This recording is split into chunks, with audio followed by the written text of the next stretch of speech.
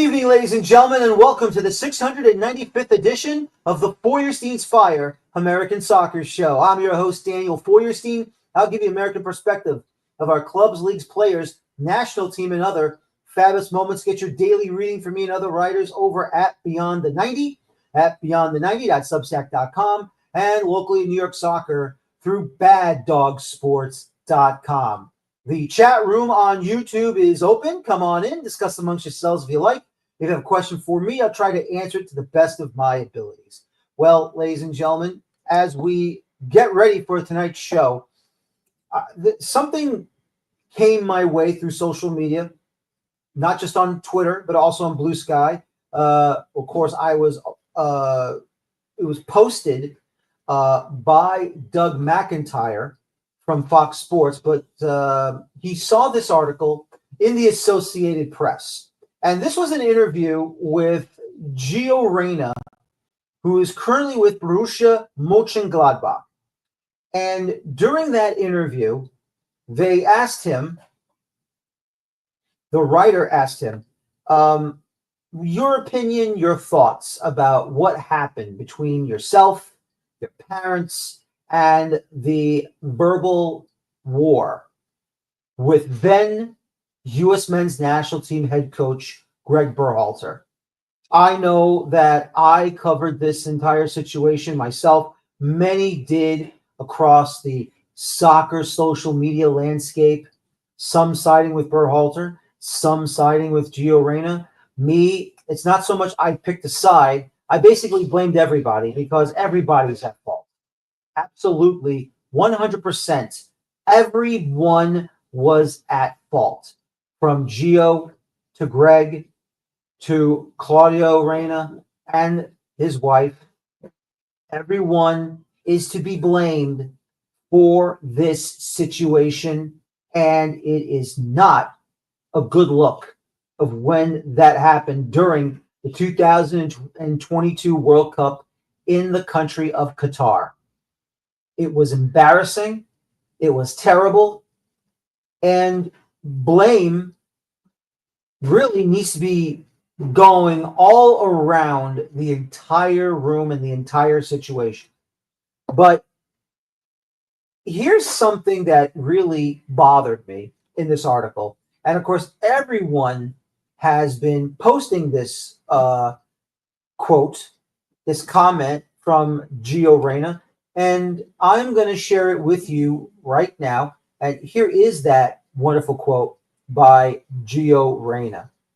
Now, the article came from James Ellingworth of the Associated Press. And it says basically, from Gio's point of view of this situation, maybe in certain ways, but I'm not just going to sort of sit here and take all the blame for something that was made out to be completely my fault, which I believe it wasn't, and also my family's too. At the end of the day, I was just upset that, I wasn't really playing. I was playing at Dortmund. I thought that I wanted to play at the World Cup, and ultimately, in the end, I didn't do that. And that's really what it stemmed from. I guess the frustration and the disappointment was just wanting to play and help my country. It's so far removed now and so far in the past, I don't even really want to talk about it anymore. Now, let me just say this once again to Gio Reyna.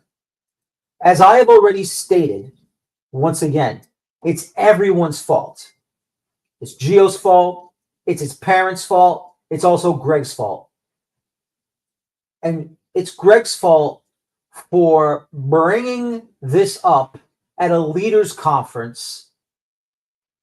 And even though he never said Gio's name, everyone knew in the room who he was implying towards. And for me, that was the wrong thing to do. And that was after they got eliminated from the World Cup, and that was after the World Cup ended. Greg Berhalter should not have opened up his big mouth. At the same time, Gio Reyna should have taken the responsibility for his actions, for how this entire situation did start. The last time I remember, Gio Reyna was injured and coming back from injury at Borussia Dortmund before that World Cup started.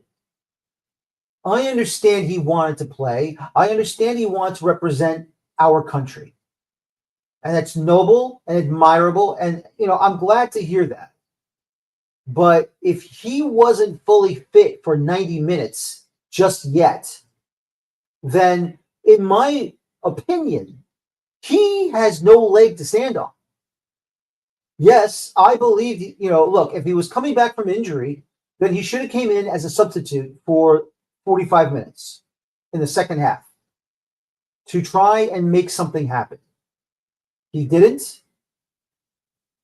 And unfortunately, Greg, for his insubordination, Greg Berhalter punished him and did not use him that much. Now, once again, as much as I dislike Greg Berhalter and his tactics, what he did was the right thing to do.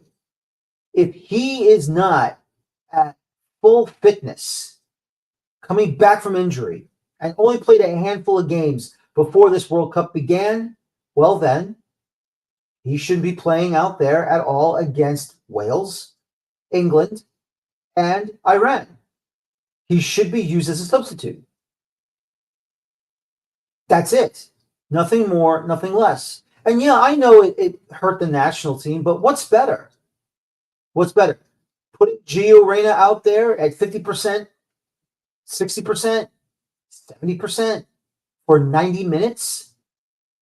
I think that's a mistake. It's a huge mistake. Using him as a second half substitute was the right thing to do. And even though I understand that Gio Reyna and his wife, Claudio Reyna and his wife, I understand they are the parents of a world-class footballer. I mean, he still has the ability to go out there and dominate when he is 100% fit and healthy. But the way they went towards this situation was the wrong thing to do. And they showed why that parents, regardless of who they are, either the regular Joe, like you and me, that their sons and daughters are now professional athletes or learn to become professional athletes, going through the collegiate level and the high school level, even through the little league, and they've taken it way too far. Professional athletes who are parents now and want to see their children succeed, and of course, putting their child's, I wouldn't say their best interests, but just to be too arrogant and too silly to start an argument and then force an investigation of looking into what Berhalter did in college and trying to get him fired. Even though I felt U.S. Soccer should have walked away from him, but look, now we're in that situation here with, Pochettino, which I'm happy about, but still, though, we cannot excuse the situation that's in front of us. So once again, as I've said, we cannot excuse anything and everything what Gio says or what his parents did. He has to go through with it. He has to take the responsibility. These are the thumbs, Gio. These are your thumbs. Point them this way and just say, yes, it's my fault. I had a part in it, and my part is it's my fault for allowing this to happen. He shouldn't have done that. He should not have started this little skirmish at all. But I will say this. I agree with Gio. This is not all of it his fault. It's not all of his parents' fault or his family's fault. It's not all of it Greg's fault, but everyone played a part in it. And that is the situation that we are very upset about. Now, give me a couple of minutes, ladies and gentlemen. Something has come to my attention. I will be right back. Just hang on 1 second. I will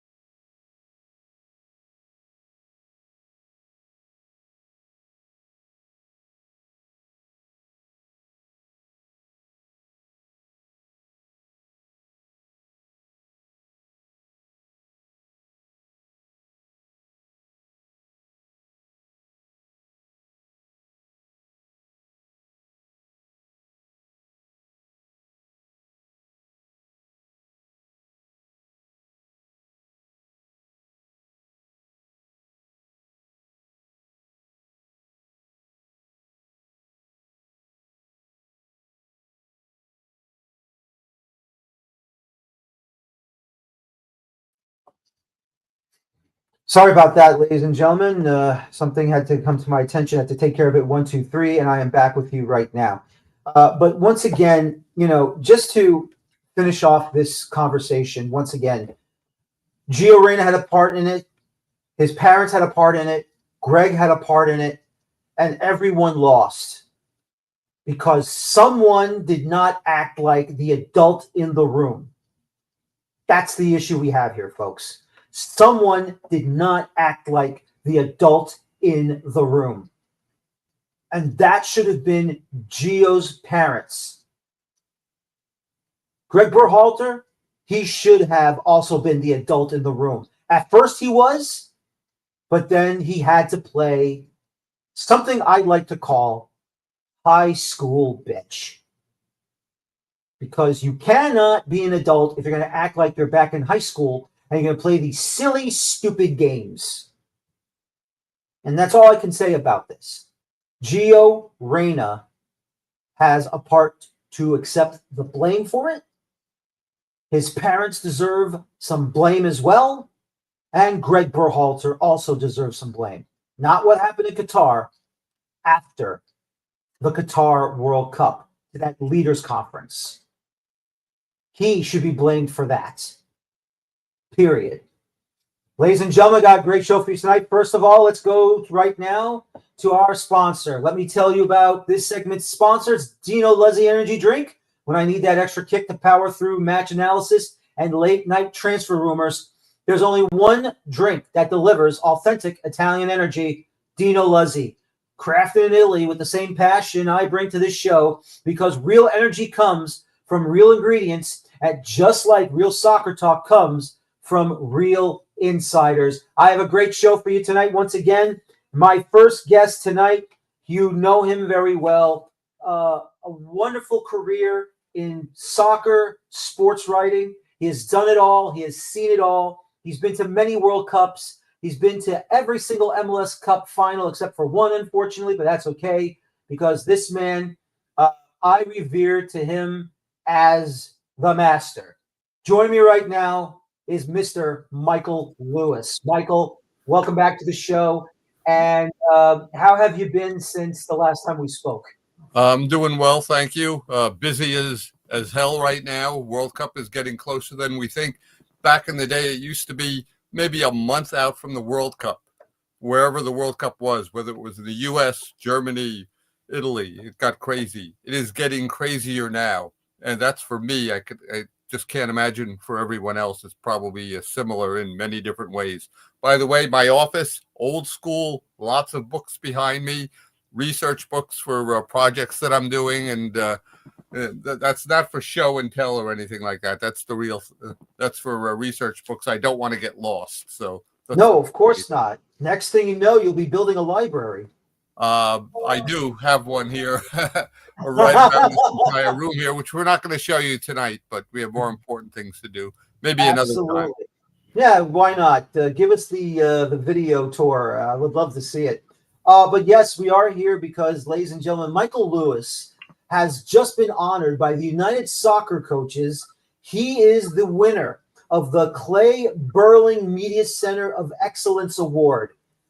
That is a major achievement, Michael, for all the years you've covered this sport in the United States, whether it be the NASL, MLS, USL Open Cup, the national team, men and women. What does that mean for you to be associated now with that award and that gentleman? Well, a lot of things. First of all, it came out of nowhere. The phone call came and they told me, and I was stunned and probably up in 9 miles high. I had known Clay for many, many years. At the United Soccer Coaches Convention, when it was called the National Coaches Association of America, we would meet on the final day, usually in the lobby, and we'd talk about the convention and the state of soccer in the United States, which I thought was pretty cool. Being associated with Clay, a pioneer of media soccer in this country. If it wasn't for Soccer America, a lot of us, maybe all of us, would not have gotten the news back in the day. and obviously it's morphed in a very good way into a reliable, dependable, very good website. I kind of miss the paper of it all, but I know that these are modern times, and I think we all adapt. The people that have won the award, and I'm probably going to miss someone, but we're talking Paul Gardner, Bill McDermott, JP Della Camera, and here we go now. I don't have the other members in front of me, but they're people that I've known over the years. Excellent journalists. Oh, Paul Kennedy, shame on me. Someone from Soccer America. They're excellent journalists. They're not hit and run in that they've only been here for 5-10 years. All of them have put in their years, and it's just a fantastic honor by the United Soccer Coaches. I was humbled by it, and I am going to be humbled by it for a long, long time. It reminds me, okay, now that you've got you're going to get the award at their convention in January in Philadelphia. I better live up to it and continue to do quality work. It's one of these things, as you know, we're only as good as our last piece, whether it's your show, writing, my writing, a magazine piece, an internet story, a column, or someone producing a movie. We're only as good as the last thing that we've done. So it's a reminder to me, you better be good or else. Mm-hmm. I agree with you. Just for the audience, I'm going to read it to this award. The Clay Berling Media Center of Excellence Award from the United Soccer Coaches is an award that recognizes a media professional from a distinguished career in covering soccer in the United States. The award is named after Mr. Clay Berling, the founder and publisher of Soccer America, and is given to an individual in the media for their career achievements. Michael, obviously, you are a Brooklyn, New York native, and you did go out to Western New York to cover the Rochester club, of course, in the I don't remember the name in the North American Soccer League, but you did, of course, cover the Rochester Raging Rhinos in your time. From afar, basically, my first job was in Rochester, and I can tell you a funny story. I love telling it because it's so ironic. If you're into O. Henry, this fits into his great ironic stories. 3 weeks into my first job, it's a slow Wednesday night at the paper, and me and Tom Fitzgerald, we have some extra time. We have a long lunch, or we call it lunch at that time, a dinner break. And we decide, well, let's go see the Lancers play. Rochester's a lot smaller than most cities. They're playing the Italian Army team. We pop into the game. We get in for free, the press box and everything. We're watching the game, and the fans invade the field, and they go after the Lancer players because the fans were backing the Italian team. They had a very, very big Italian population in Rochester. They still do. And I said to myself, thank heavens I don't have to cover this motley crew, because they also had a lot of controversy on and off the field. 6 months later, dead of winter, I get called over to the assistant sports editor's desk, Bill Parker, and he's got a load of files on his desk, and he starts talking to me about soccer and the Rochester Lancers. And I'm thinking, I don't like where this is going at all. Now, I'm 6 months into my first job, not making a lot of money, but hey, first job, big deal. It was a big deal. You're not going to say no to anything. You're going to accept any assignment. And basically, he's telling me, you're going to be covering the Rochester Lancers. And he pushes the stack of files toward me. And all I wanted to do is push it back to him and say, thank you, but no thank you. Like every rookie at the paper, you're on probation for that entire first year. I'm not going to do something stupid to ruin my career, 6 months into it. So I accept it.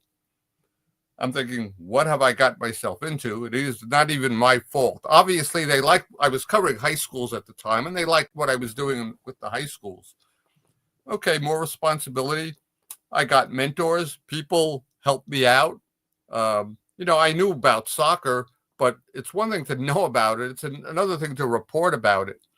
We had a circulation of about 135,000 then. I didn't want to embarrass myself, and I tried to become a quick study as much as possible.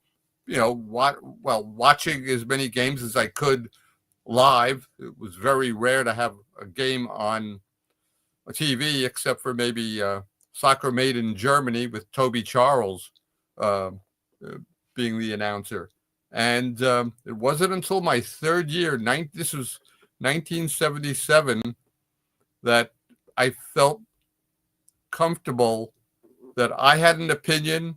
And if it was different than the coaches, I wouldn't run and hide or anything like that. I would back that opinion up, whether I was right or wrong.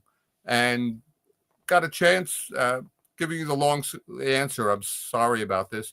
But I got a chance to meet players from all over the world, different cultures, different situations. I knew about the Serbo-Croatian problem a decade before it became a big deal. That's another segment we could do in the future. Mm-hmm. And then my first time I left the United States or North America, I went to England, went to Wembley the first night I was in London, and the love affair continued. Everyone has a story, an origin story, and that's mine. But I really kind of laugh at, I didn't want to cover this sport. I wanted to cover the basic sports, baseball, football, basketball, hockey, almost anything but soccer. But I had a career out of it. How about that? A lesson learned by me, and maybe a lesson for other people too. Sometimes your path is chosen by other people. I've said this a couple of times to some of my colleagues in different online publications. When you are in Europe or in South America, you're already part of the fabric. But when it comes to this country, you don't find this sport. This sport finds you, and it grabs you, and it reels you in, and then you recognize why the entire world loves this game, why they love this sport. It's funny you mentioned that. Nuri Sabunku, one of the Lancer owners, once told me, once soccer gets into your blood, you can't get it out of you. And at the time, I didn't totally understand it. It took me a couple of years, and I'm thinking, yes, I know exactly what he means. People, once they become fans, whatever team it is, whether it's USL, MLS, a team in Europe, South America, Asia, whatever, there are so many teams and players to be fond of and to follow. But yeah, it's in my it's in my blood and whatnot. And I give a lot of credit to my wife, Joy, who puts up with a lot as a sports writer. As you know, we have crazy hours. We work on weekends. I'm not playing the violin. I knew what I was getting myself into when I started my sports writing career, but our wives put up with a lot of crap. Am I allowed to say that on your show? But you're allowed to say that on my show. You got free reign. And and she might not like it, but she understands. And sometimes I might not like covering all the games I have covered, but sometimes you have to do what you have to do to earn a living too. Exactly, you have to, or else you're dead in the water, and you got to try and find something else to keep yourself going. Obviously, I my earlier iteration of my show, I had you on during the $1 Million Goal streaming thing, docuseries with Grant Wall about what happened in Hazley Crawford Stadium in Port of Spain and Trinidad in the 1990 World Cup qualification match between the USA and Trinidad. But I want to really ask you, out of all the World Cups that you've covered with the U.S. men's national team, either qualified for or not qualified for, would you say 2002 was the best you've ever seen for yourself personally, like everyone else was? In terms of the U.S. playing, yes, because they played so well. I should let you know, at the time, because the U.S., because that World Cup was played in two countries, and I was covering the World Cup along with Philip Bondi. and Philip Bondi was, I might have been the soccer columnist at the Daily News, but Philip was a columnist. He got first choice. He got Korea. I got Japan. So I did not see the team live. Saying that, I watched them all on TV, and it was incredible what they were able to pull off. Um, I knew the strengths and weaknesses of those players at the time. I knew that they could, make life chaotic for some opponents. The game against Portugal, they scored 3 straight goals. No one saw that coming. I don't think anyone saw them reaching the quarterfinals, and they were a controversial handball from tying Germany. We won't go into that. Speaking of Greg Berhalter, you could tell you a few things about that game, but a superb performance. The one thing we have to remember about a World Cup is just because a team reaches the quarterfinals one time doesn't mean they're going to move on and get better and reach the semifinals. Players come and go. Players' form changes.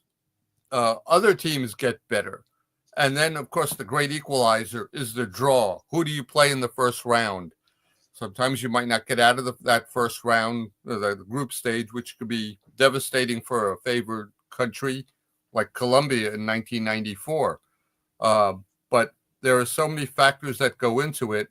But what a great ride by the U.S. Saying that, I hope I'm not getting ahead of myself, but I think a lot of us are expecting, just because the U.S. is hosting the games, and yes, I know there's another round to go through, but I think a lot of us are expecting the U.S.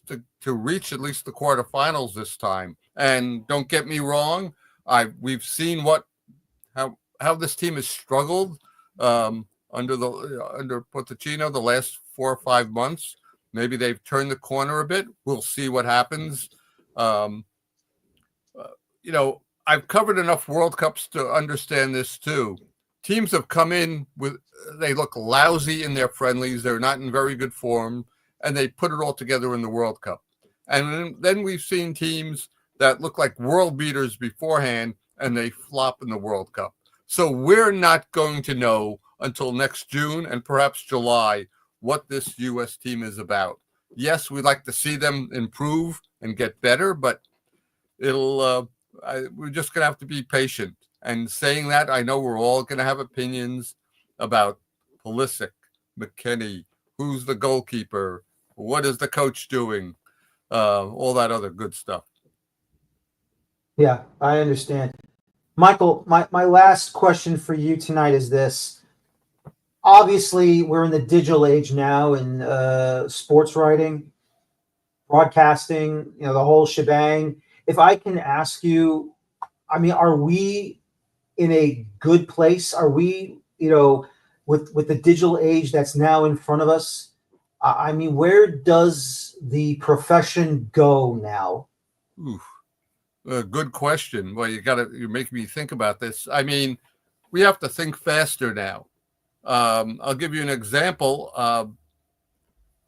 When I would have a scoop for the New York Daily News and no one else had it, I might be able to sit on it, as they say. Now, or let's put it this way, I would need at least multiple sources on a story. Now, if you have something and it's just one source, you've got to get it out there. And it's like playing a game of soccer. The faster the game is, you're probably going to make more mistakes. When you're trying to crank out a news breaking story, you better make sure it's correct, because you can't sit on a story anymore. It's too many people know about it. And when I say sit on it, I'm not talking about hours now. I'm talking about maybe 1 hour or even minutes. I know I'll give you one example. When I found out the Metro Stars were going to be sold to Red Bull, I was in Germany and I found out about it, but I had to go to sleep early to catch an early flight back to the United States. Got home, got 4 sources after I got home, and I got the story. I don't know if that happened today, if I would have gotten the story first, just because of the way things are. Different situation. Are we in a good place? Um, we have to be quicker. We have to think more on our feet. Like this question you told me, I think it's a great question. Um, I hope us, when I say us, not just you and me, but the rest of the media, don't make too many mistakes, blunders, and botch and botch scoops. But we have to think quicker these days. And I kind of like the fact that, yes, my stories get up there quicker, that people don't have to wait until the next morning to read it now. They could read it, you know, immediately after the game. And then hopefully a few hours later when I make some sense of what the players and the coaches say. So, but that's another segment, by the way, you could have. Maybe not just with me, but with other people too, because the media landscape is constantly changing, especially with AI here now. Yeah, I know. And that's the one thing I hope that never truly comes to fruition, that AI will take over everything. And then what we're going to do, there's no personality in stories. It's just AI, and it's going to write everything that's going on, unfortunately. And that's why we have to keep on going with this. That's why we have to, uh, you know, got to make sure that it's always a sports writer that puts his own stamp on it, his own personality, his or her personality into it, to make sure that it has the integrity of what happened in these games. So, we'll see what happens down the road, Michael, but definitely would love to have you back on again as always. I always appreciate you coming on my show, Master.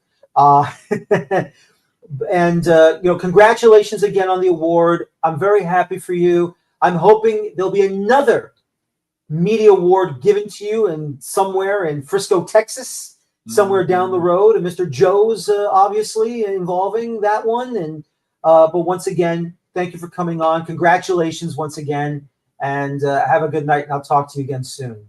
Thank you for having me on, and thank you for the kind words once again. And if I don't see you, have a happy Thanksgiving. I know it's not even a Halloween yet, but thank you again, Daniel. I appreciate it. Everyone else is jumping the gun. Why not you? I hear you. Get your turkeys in October when it's not even November yet. For sure. Thank you again, Michael. Have a good night. Welcome. Have a good one, too. Thank you. You too. That's Michael Lewis, of course, American sports writer, soccer writer, for everything he has done for the sport.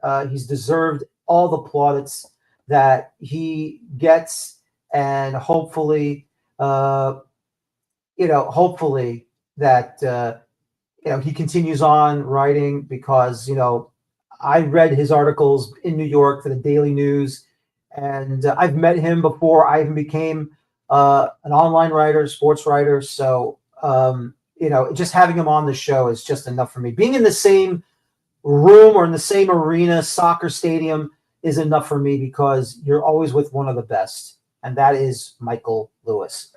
Now time for the Fort Lauderdale United Spot in the Women's Gainbridge Super League in USL. My interview is with Miss Bella Hara, the goalkeeper, who unfortunately got red carded in the road match last game against Lexington SC. She joins me in a recorded interview, and here she is now, the goalkeeper of Fort Lauderdale United's Gainbridge Super League women's team, Bella Hara. Hello, everybody, and welcome back to the Feuerstein's Fire American Soccer Show. My guest in the Fort Lauderdale United Spot, it is the goalkeeper for your club of Fort Lauderdale United, Bella Hara. Bella, welcome to the show. I hope you're doing well. How are you so far? I'm very good. Thank you so much for having me. Oh, thank you for coming on. Really appreciate this. So let's go ahead and jump into the season so far. First 6 matches in the Gainbridge Super League season. Undefeated with 3 wins and 3 draws. But unfortunately, in your last match on the road at Lexington SC, you fell for the first time with a 5-1 loss. Where do you feel the club is right now after that loss? I think it was just a series of unfortunate events. We didn't come out the way that we wanted to.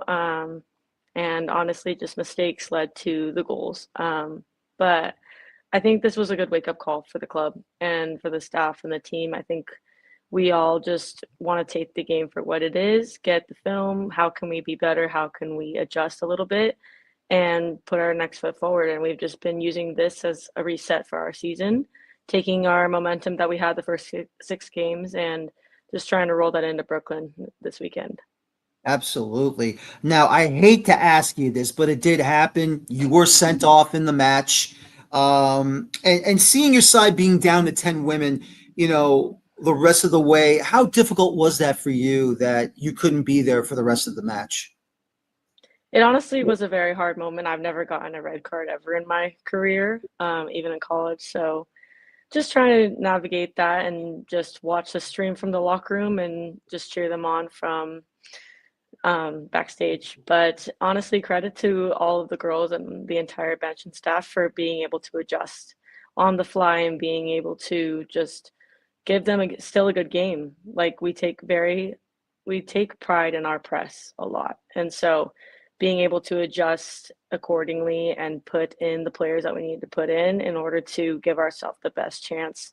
And eventually we did score. So I think it does say a lot about the work rate of my team and just the grind that needed to happen. And they did it for the next 90 minutes. That's great to hear. And obviously, it's always good to not get shut out or get a clean sheet against you. So that's always a positive there. And even though it was a loss, unfortunately, Allie Rogers right now, her third match in as the full-time head coach for the club. What has she done during training and in matches that has put your team towards a positive result? Yeah, so actually we refer to her as Raj. Allie Rogers. So yeah, Raj is great. She works so hard every single day. She prepares film before training of the past game, of the next game, of what we can do defensively, attacking, everything, every scenario that could happen in the game. She's already thought about, outlined, and made a really good organized presentation to give us the best opportunity to put ourselves in the best place in the games. So she has been awesome and she really cares about every single one of her players, and it's just awesome to be under her, especially as a rookie. I'm learning so much in such a short amount of time from her, and she's really willing to sit down with me, watch the film, how can we do this better, and it's honestly grown my game so much. That's great to hear. And it looks like she's doing very well. Obviously, we are not with you at the training ground, but so far, it looks like what she's done has been really positive for the club since the change. Now we're going to talk about yourself, obviously, if you don't mind. Your college career, you first attended Azusa Pacific, and then you transferred to Cal Poly Pomona within your final 2 years, and you played and started in all 43 matches over there. Earned back-to-back CCAA second-team honors. For those that are not aware, that's the California Collegiate Athletic Association. And your last season, you had 14 clean sheets. How competitive is that conference? And, who are your opponents in there? Great question. So Division II is a very competitive just division overall. There's a lot of great conferences and a lot of really good teams in each conference. I would say that the CCAA is, I think, top 2 or 3 in the most competitive conferences in the nation.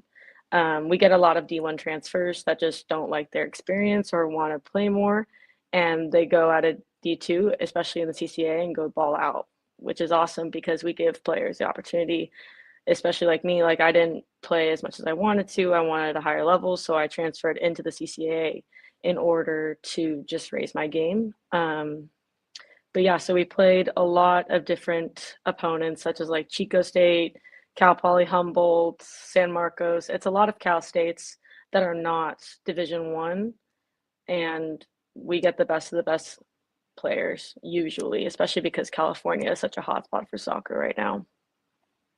Who was your head coach over at Cal Poly Pomona? My guy Jay Mason, legendary head coach, and he's doing great right now. That's great to hear. Do you still follow what they do when you're not paying attention to the Super League season? Yeah, so honestly, when there's a Super League game and a Cal Poly Pomona women's soccer game, I'll have dual screens or I'll have a laptop and a TV going. So it's honestly been awesome. I watch their games anytime that I can because I'm still really good friends with a bunch of the roster. So it's just awesome to see my friends being able to thrive and seeing how our game plan was executed last year and how that carries over. It's just awesome to see them grow. Now, internationally, you're playing for the Guam women's national team. Now, I'm because I know you were born in San Diego, California, at least in Southern California. Uh, are both of your parents originally from Guam and they came over to to California, or is it one of your parents?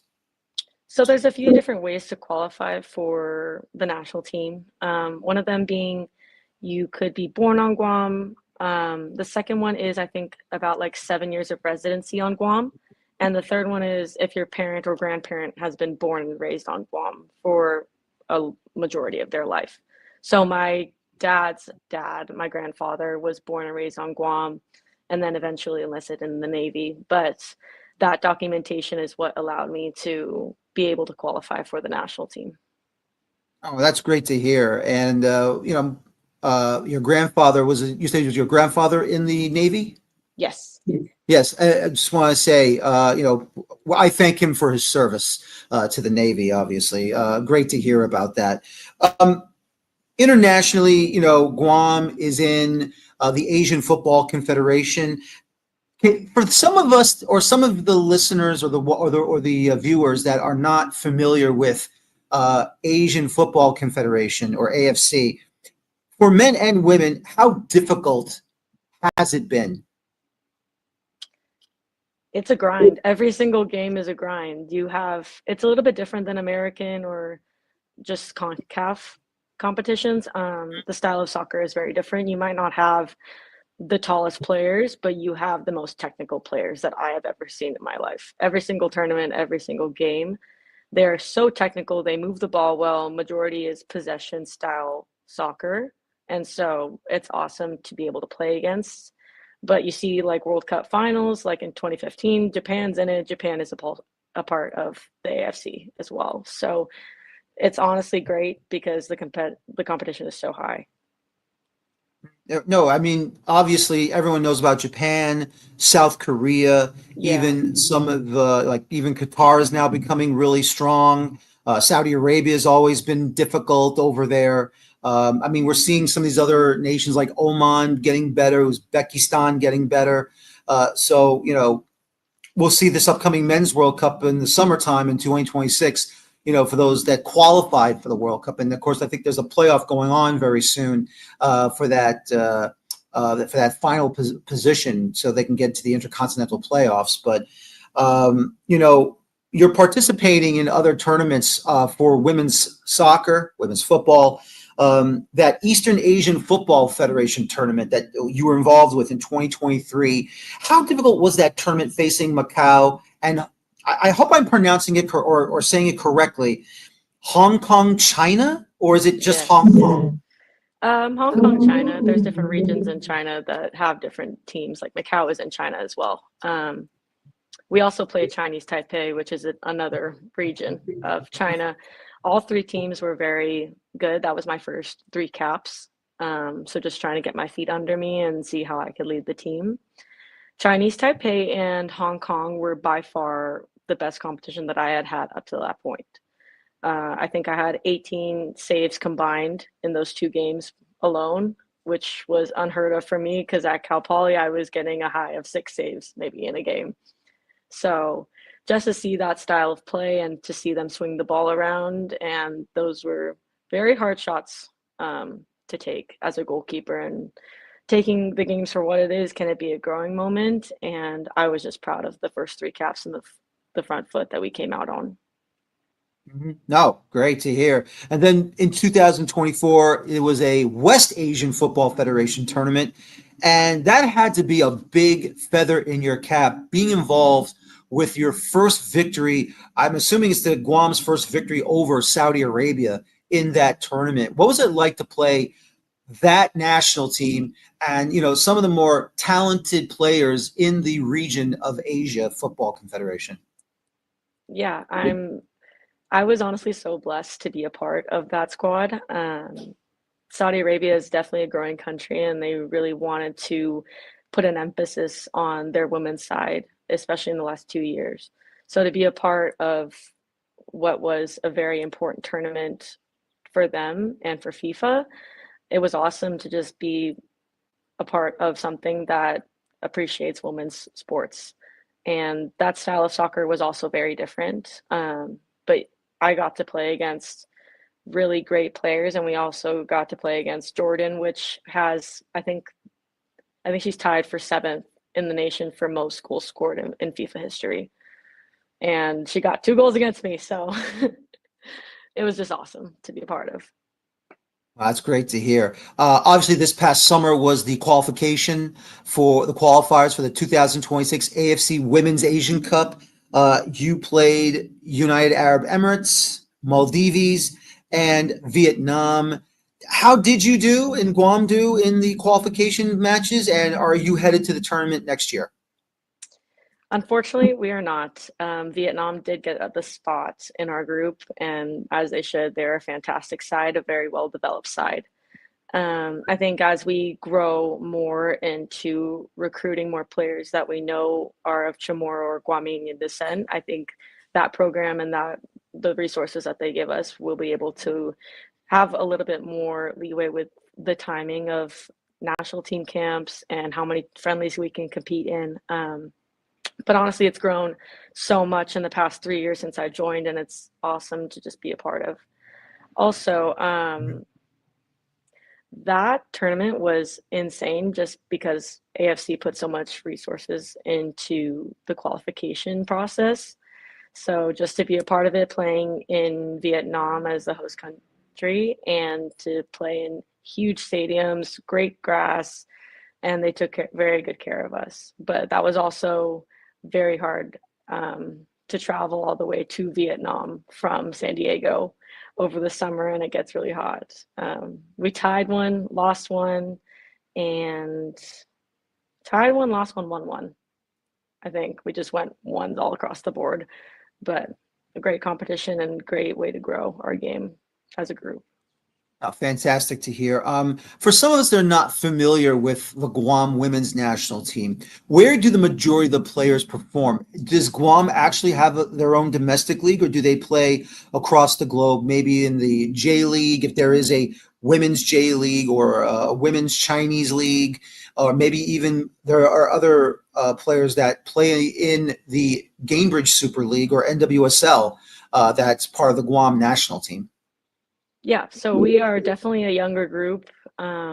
We had an older group that just ended their careers and a new group coming in, so trying to find the balance between that. But we do have a domestic league on the island, and it's very competitive, and it's definitely growing, especially as women's sports is growing in general. So we have a majority of players that participate in that league that will get called up as well. And then more recently, we're recruiting from the mainland, which is the United States, and that's where like I got my opportunity, and a lot of other girls on the roster are able to play at their Division 1 universities, Division 2 universities, and then be able to be called up. So I have a couple teammates, ones that played at like Kansas State, Oregon University, California Irvine, and then Fullerton also. So it's just awesome to see how we can compete at that level in America and then translate that to the AFC qualifiers. Now, let's go and have some real fun here, obviously. I know you're from, like I said, I know you're from California, and Disneyland is not that far away from you. I am on the East Coast. I get to Disney World. Are you a big Disney fan? I am a huge Disney fan. My parents would consider themselves Disney adults. We do and go all out for Christmas lights, Star Wars themed at our house. And we're able to, it's just a quick drive to Disneyland. So we'll go a couple times a year for sure. I'm praying for an annual pass for Christmas. That's my dream. I know what you mean. I know what you mean. Okay. I don't mind telling this because I tell it to everybody that I meet. You are looking at an alumni member of the Walt Disney World College Program of spring of 19. Really? Yes. I That's worked. awesome. I worked at the Disney, well, then called the Disney MGM Studios. Now it's the Hollywood Studios. And trust me, it was great. I did work in the #1 retail shop, which is called Mickey's of Hollywood, on the main street of the studios. So you are looking at someone that I've worked there. I did that 93, summer 94, 95, 96, 97, 1998. So one spring and 5 summers. So 6 times. That's awesome. One of It my best is. friends, I think she just graduated from the college program she's working at Epcot, but she loved it, and I can't believe I'm talking to a celebrity. That's awesome. Yes and no, but I'll take it. Hey, hopefully, I'll get over to beyond Bancard Field, and I can give you the all the lowdown of what I went through, because it was really a lot of fun. It really was. And now that you mentioned Star Wars, because I am a big Star Wars fan myself, have Yay. you seen all of the Star Wars movies? Yes, I think the only one I have not seen is the recent Han Solo movie. But my family and I, that we do marathons, we watch them all the time. My brother and I, we quote it all the time.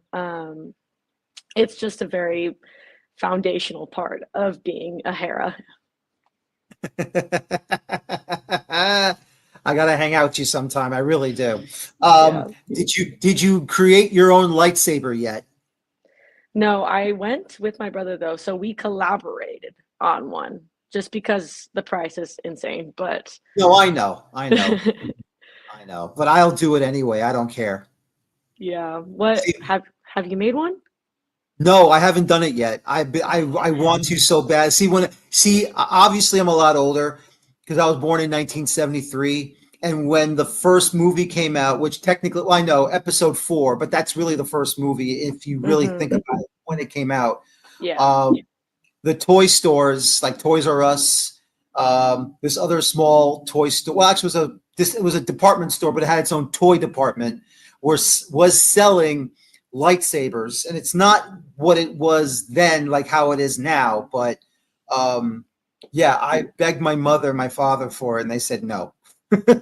Yeah, So I don't care how much it costs. I'm building one when I get back to the studios, and I'm going to definitely get it. I don't care how much it is. I'm buying it for myself. I need it. yes, please. I grew up with coming out of Star Tours and being able to like build your own lightsabers there. So to see the new lightsabers that you can build in that little, I don't know, it's like a cave. Yeah, Insane. The comparison is insane. I know, isn't it? It's crazy. It's just crazy what you can do with the technology these days and improve something that was out there like a long time ago, and it's like the best thing ever since since sliced bread or whatever it is. So it's just really awesome. It really is. Yeah. Okay, so obviously my taste in music is definitely different from your taste in music, but your favorite songs and your favorite musicians or bands. Great question. I'm gonna have to go with more recently. I'm gonna go with The Weeknd and Billie Eilish on that spectrum. Throwing it back, I'm a big ABBA fan. My mom and I, we love ABBA, like live by it. My Really? favorite movie growing up was Mamma Mia, just because they have all those songs. And yeah, so I think anything from the Gold album in ABBA is awesome. And then for The Weeknd, if anybody knows the song, Is There Someone Else? And if not, then it could be Starboy. I'm shocked that you're an ABBA fan. That's great. That's great. I mean, look, why not go back into the '70s and have some fun? For myself, I'm an '80s kid, so my favorite band is Duran Duran. I don't know if Hmm. you've heard any of their songs, but if you haven't, go ahead to Amazon Music or iTunes, or if iTunes is not around, it's now Apple Music or something like that, or go to like YouTube Music or something. Just watch their videos. If you need a list, I don't mind emailing it to Isabel. I'll let her give it to you so that you know what to listen for.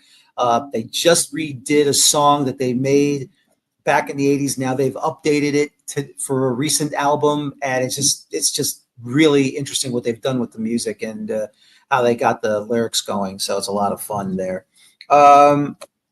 What's your favorite? I know I didn't write this down, but still, I'd like to know, what's your favorite dessert?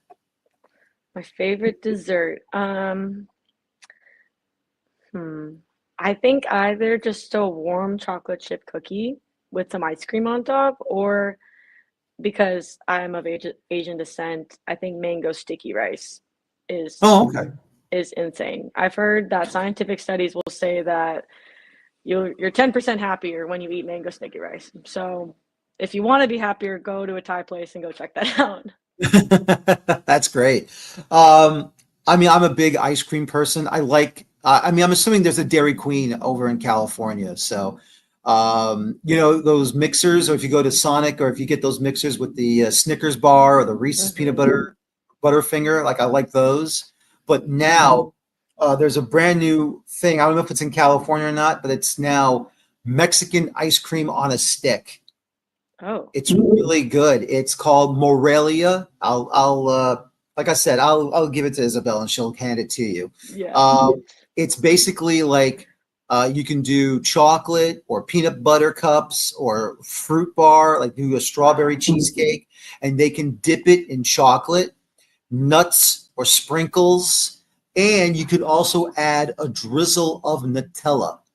Wow. It sounds Now, like a package to me. it That's is, and it's awesome. worth it.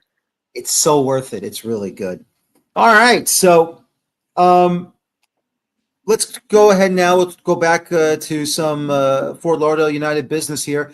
Your next match over at Beyond Bancard Field at 7:30 p.m. this coming Saturday on November the 1st. We're already in November. It's unbelievable. Yeah. You're going to be hosting Brooklyn FC. Yes.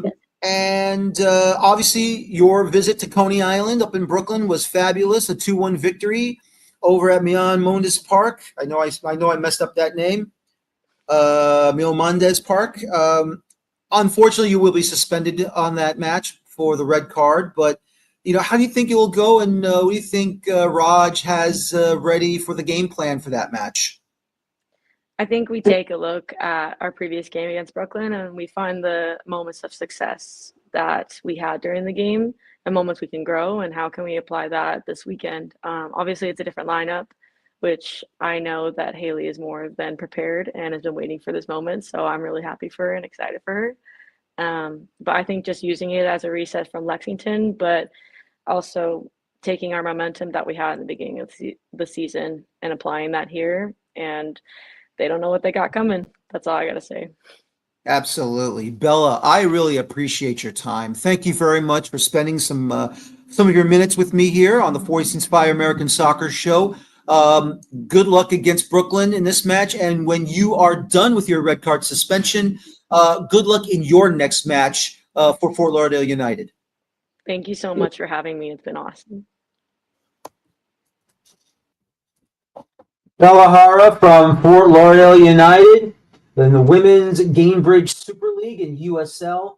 It was great to have her on. I was very happy to have her on the show as well. So just wonderful time with her, and hopefully we can get more happening with Fort Lauderdale United next month, and be aware of that spot when it does come up.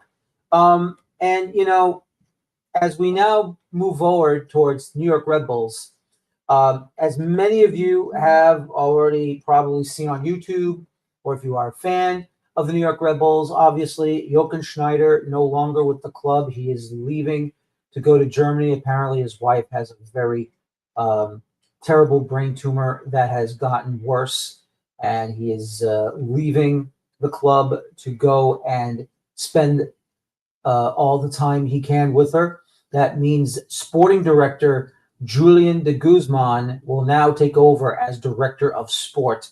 That also means, unfortunately, Sandro Schwarz is no longer the head coach of the New York Red Bulls. He has left the club.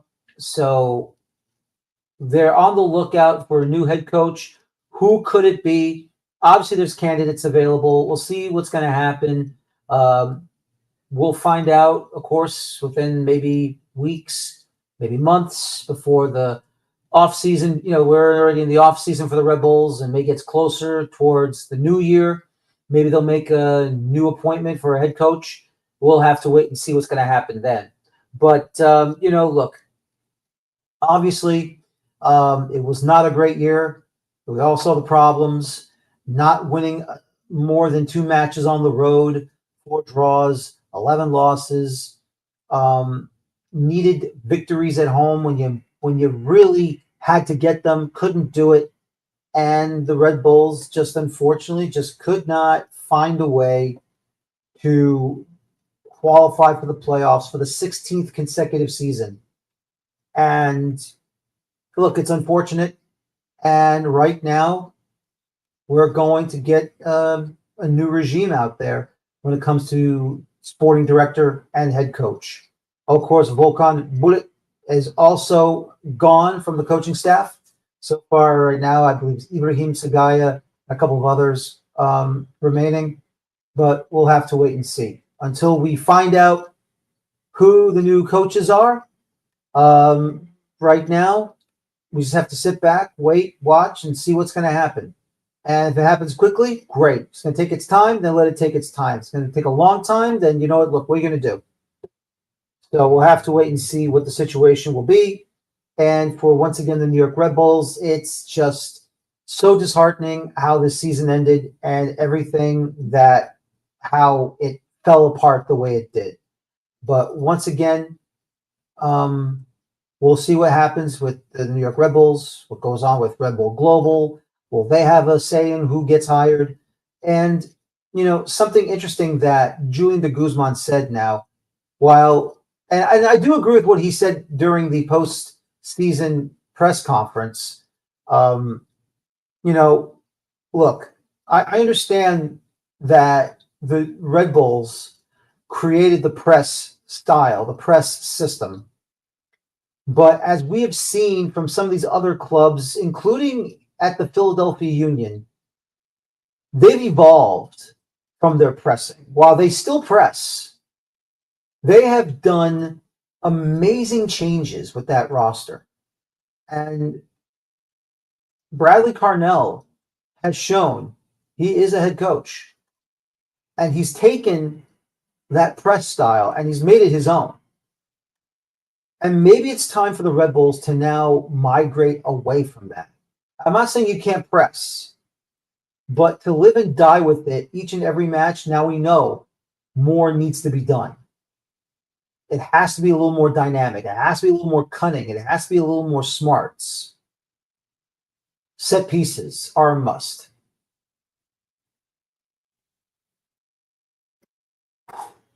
So, pardon me. So all I can say is that if this is going to be the new style for the New York Red Bulls from here on out for the future, then I think we're all here for it. And we have to hope it happens because we're seeing these clubs using it and then modifying it and beating Red Bull at their own game. We'll find out, of course, player acquisitions, player deletions, who stays, who goes. And we'll find out, of course, you can read all of that over at baddogsports.com. Well, I want to thank my guests tonight. I want to thank Michael Lewis. I also want to thank Miss Bella Hara from Fort Lauderdale United. My name is Daniel Feuerstein. Thank you very much for joining me tonight. And as always, please, please, please, please, please enjoy your football. Thank you. Take care. So long. Have a good night. And bye-bye for now. Have a good night, everybody.